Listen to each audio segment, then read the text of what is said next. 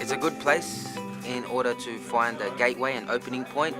If you're somebody like myself, Generation Y, you don't have a lot of areas where you can head into and openly speak about what is on your mind, especially with culture and diversity.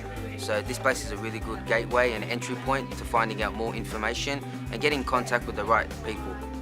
We see these real people, diverse people, in these positions of power, and it's so much more powerful than some story you hear of a news article or statistics. It's a very important conversation that we're hosting today, and we're very pleased to do it with PwC and Dawn, our trusted partners in this. The rise of Asia and the global shift of power from the west to the east. We realize that one of the major assets that this country has in terms of its engagement with the region is actually our multicultural, diverse community.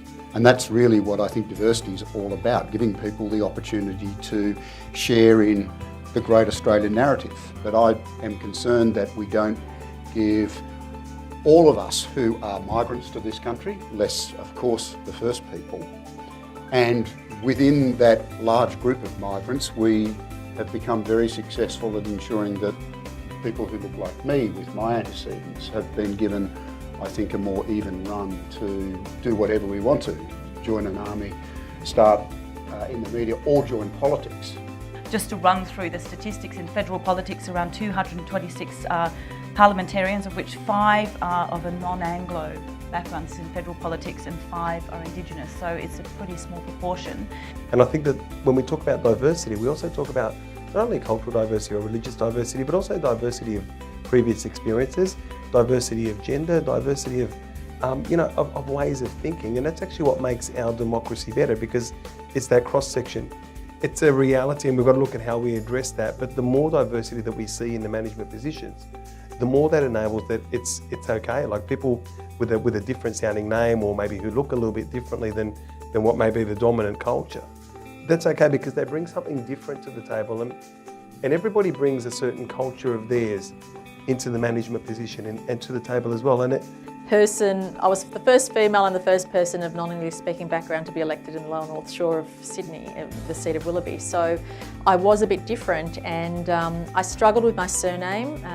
People found it confronting, but now my electorate, everybody says, "Hi Glad, hi Gladys." So because of my long surname, everybody feels they can call me by my first name, which is a plus. So I think the challenge has now become an opportunity in that way.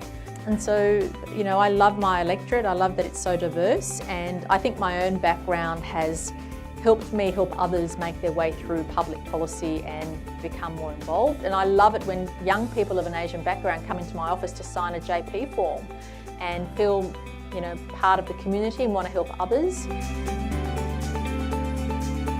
The fact that I got on stage and be able to ask my question is a testament that young people do have a voice, and young people can ask the harder questions from people who are normally in power and normally in the higher authority, particularly politicians in our society.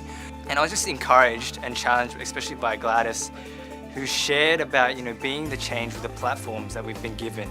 And so to not only raise awareness, but to engage in discussions and to advocate for the people that we represent and their interests and needs.